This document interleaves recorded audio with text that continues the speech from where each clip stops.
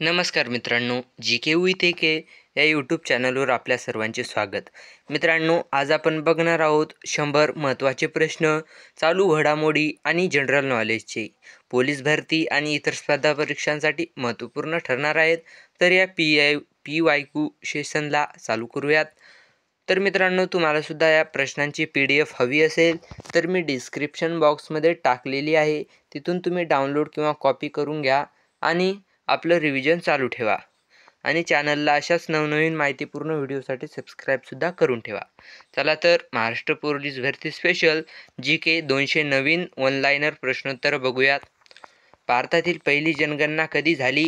तर भारतातील पहिली जनगणना 1872 साली झाली. संविधान निर्मिती मंडळाची स्थापना कधी झाली? तर 1946 साली संविधान निर्मिती मंडळाची स्थापना झाली. भारतीय संविधान तयार होण्यासाठी किती दिवस लागले? तर एकूण 2 वर्ष आणि 11 महिने 18 दिवस लागले. भारतीय राज्यघटनेचे जनक कोण आहेत?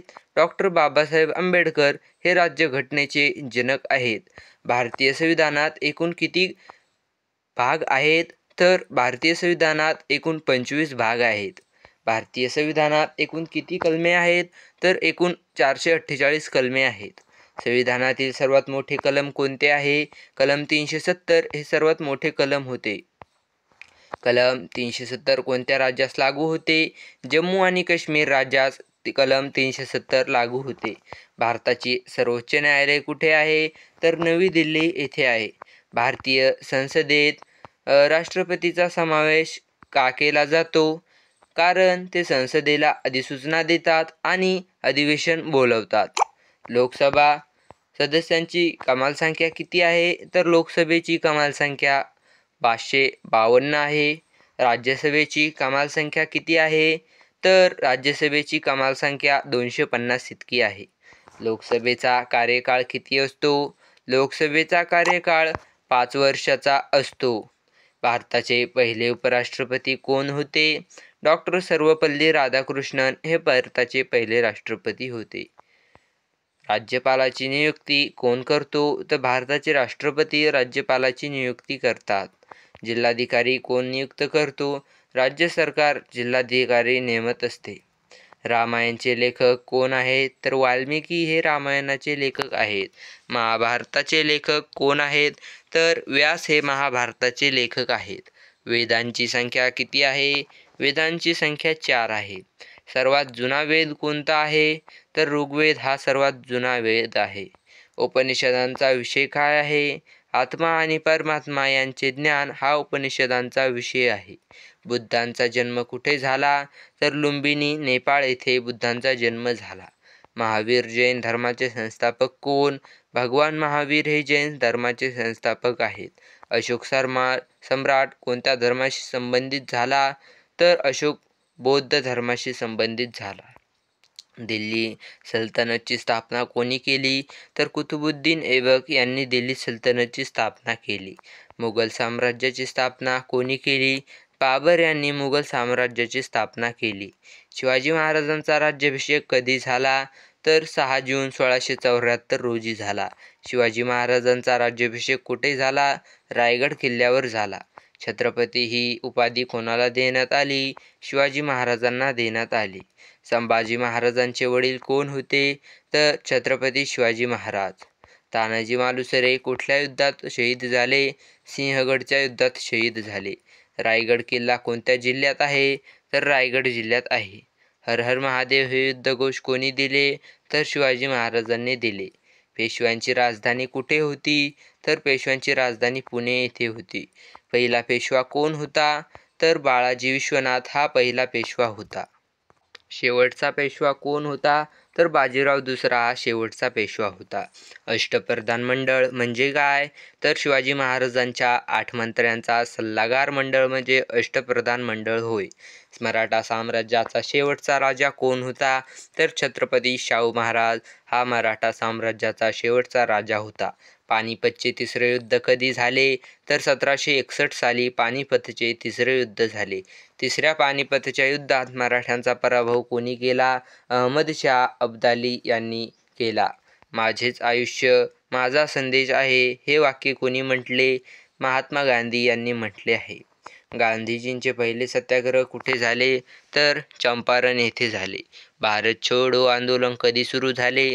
9 ऑगस्ट 1942 रोजी सुरू झाले. भारत छोडो आंदोलनाचे घोषवाक्य काय होते? करो या मरो हे भारत छोडो आंदोलनाचे घोषवाक्य होते. गांधीजींनी कोणते वृत्तपत्र सुरू केले? यंग इंडिया आणि हरिजन हे वृत्तपत्र सुरू केले. स्वराज्य माझा जन्मसिद्ध हक्क आहे कोणी म्हटले तर लोकमान्य टिळक यांनी म्हटले. टिळकांनी कोणते वृत्तपत्र सुरू केले? केसरी आणि मराठा हे वृत्तपत्र सुरू केले. भारतातील पहिली इंग्रजी शाळा कोणी सुरू केली तर राजा राम मोहन रॉय यांनी सुरू केली. सावित्रीबाई फुले यांनी पहिली मुलींची शाळा कुठे सुरू केली तर पुणे येथे सुरू केली. बाबासाहेब आंबेडकरांचे शिक्षण कुठे झाले तर लंडन स्कूल ऑफ इकॉनॉमिक्समध्ये झाले. भारतीय चलनातील रुपये हे चिन्ह कोणी डिझाईन केले? उदय कुमार यांनी डिझाईन केले. पहिली भारतीय महिला IPS अधिकारी कोण? किरण बेदी या पहिल्या भारतीय महिला IPS अधिकारी होत्या. पहिली महिला मुख्यमंत्री कोण? सुचेता कृपलानी या पहिल्या महिला मुख्यमंत्री होत्या. भारतीय अंतराळ संशोधन संस्था इस्रो कधी स्थापन झाली? 1969 साली स्थापन झाली. इस्रोचे मुख्यालय कुठे आहे? बेंगळुरू येथे आहे. DRDO म्हणजे काय? Defence research and development organisation. भारतातील पहिला अणुस्फोट कुठे झाला? पोखरण येथे झाला. पोखरण अणुस्फोट कधी झाला? 1974 साली झाला. भारताने दुसरा अणुस्फोट कधी केला? 1998 साली. भारताची पहिली महिला राष्ट्रपती कोण होत्या तर प्रतिभा पाटील या होत्या. भारतातील महिला संगणक कुठे बसवला होता? कोलकाता येथील IIT मध्ये पहिला संगणक बसवला होता. संगणकातील CPU म्हणजे काय? Central processing unit. इंटरनेटचा शोध कोणी लावला तर टिम बर्नर्स-ली यांनी लावला. सौर ऊर्जेचा मुख्य स्रोत कोणता आहे तर सूर्य हा सौर ऊर्जेचा मुख्य स्रोत आहे. पृथ्वीभोवती फिरणारे उपग्रह किती प्रकारचे असतात तर 2, नैसर्गिक आणि कृत्रिम. मानवी हृदयाचे मुख्य कार्य काय आहे तर रक्ताची पंपिंग करणे हे आहे. वनस्पती श्वसनासाठी कोणता वायू घेतात तर कार्बन डायऑक्साईड घेतात. पाण्याचे उत्कलनांक तापमान किती असते तर 100 डिग्री सेल्सिअस असते. विद्युत बल्बचा शोध कोणी लावला तर थॉमस एडिसन यांनी लावला. गुरुत्वाकर्षणाचा सिद्धांत कोणी मांडला? आयझॅक न्यूटन यांनी मांडला. रक्तात किती प्रकारच्या पेशी असतात? 3 प्रकारच्या पेशी असतात. RBC, WC म्हणजेच रेड ब्लड सेल्स आणि व्हाईट ब्लड सेल्स आणि प्लेटलेट्स. प्रथिनांचा स्रोत कोणते अन्न आहे? डाळी आणि दूध. सोन्याचे रासायनिक चिन्ह काय आहे? AU. ऑक्सिजनचे शोधक कोण आहे? Joseph priestly. विजेचे एकक काय आहे? वॉट. संगणकातील बायनरी भाषा कोणती आहे? 0 आणि 1. भारतातील सर्वात मोठा वीज प्रकल्प कुठे आहे? कोरबा छत्तीसगड येथे आहे. भारताचा पहिला अणुभट्टी केंद्र कुठे आहे? तारापूर येथे आहे.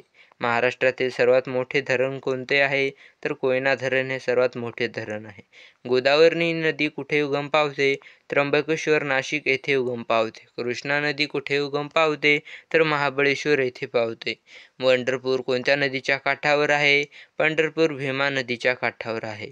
महाराष्ट्राचे राज्यपुष्प कोणते आहे तर महाराष्ट्राचे राज्यपुष्प हे कोणते जास्वंद हे आहे. परंतु राज्य फूल हे तामण किंवा जारळ असं सुद्धा आपण म्हणत असतो. त्यानंतर महाराष्ट्राचे राज्यगीत कोणते आहे तर जय जय महाराष्ट्र माझा हे महाराष्ट्राचे राज्यगीत आहे. पुण्याचे तुळजाभवानी मंदिर कुठे आहे तर उस्मानाबाद म्हणजेच आजचे अहिल्यानगर येथे आहे. महाराष्ट्राचे सध्याचे उपमुख्यमंत्री कोण आहेत तर देवेंद्र फडणवीस हे आहेत. महाराष्ट्रात सर्वाधिक पाऊस कोणत्या भागात पडतो तर कोकण विभागात पडतो. महाराष्ट्रातील सर्वाधिक साखर कारखाने कुठे आहेत? वेस्ट महाराष्ट्रात सर्वाधिक साखर कारखाने आहेत. महाराष्ट्रातील प्रसिद्ध व्याघ्र प्रकल्प कोणता आहे तर ताडोबा अंधारी व्याघ्र प्रकल्प आहे. भारतीय रेल्वेचे मुख्यालय कुठे आहे तर नवी दिल्ली येथे भारतीय रेल्वेचे मुख्यालय आहे.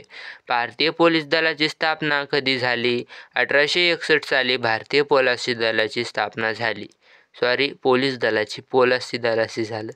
महाराष्ट्र पोलीस दलाचे मुख्यालय कुठे आहे तर मुंबई येथे आहे. राज्य पोलीस अकॅडमी कुठे आहे तर नाशिक येथे आहे. IPSचे पूर्ण रूप काय आहे? इंडियन पोलीस सर्व्हिस असे पूर्ण रूप आहे. पोलीस कोड 420चा अर्थ काय आहे? तर फसवणुकीचा गुन्हा आहे. महाराष्ट्र पोलिसांचे प्रतीक काय दर्शवते? प्रामाणिकपणा, कर्तव्य आणि शौर्य.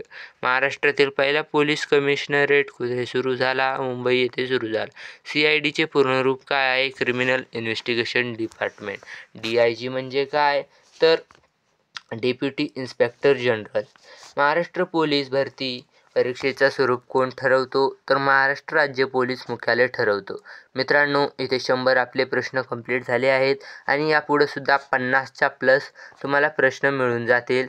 ते पण प्रश्न मी म्हणणार होतो, परंतु तुम्हाला तर माहिती आहे एका सोयीनं मोठा व्हिडिओ बनवायचा तर शब्द कुठे चुकतात किंवा कुठे कुठे गडबड होऊ शकते.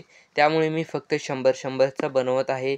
आणि तुम्हाला व्हिडिओ आवडला असेल तर चॅनलला सबस्क्राईब करा, व्हिडिओला लाईक करा आणि PDF पाहिजे असेल तर डिस्क्रिप्शन किंवा पिन कमेंट बघा. त्यामध्ये मी 150 अशा वन लायनर प्रश्नांची हीच PDF टाकली आहे. ती तुम्ही प्रिंटसुद्धा काढून घेऊ शकता किंवा तुमच्या डेली रिव्हिजनमध्ये सुद्धा ॲड करू शकता. कमेंटमध्ये व्हिडिओ आवडला असेल तर नक्की सांगा. जय हिंद, जय महाराष्ट्र.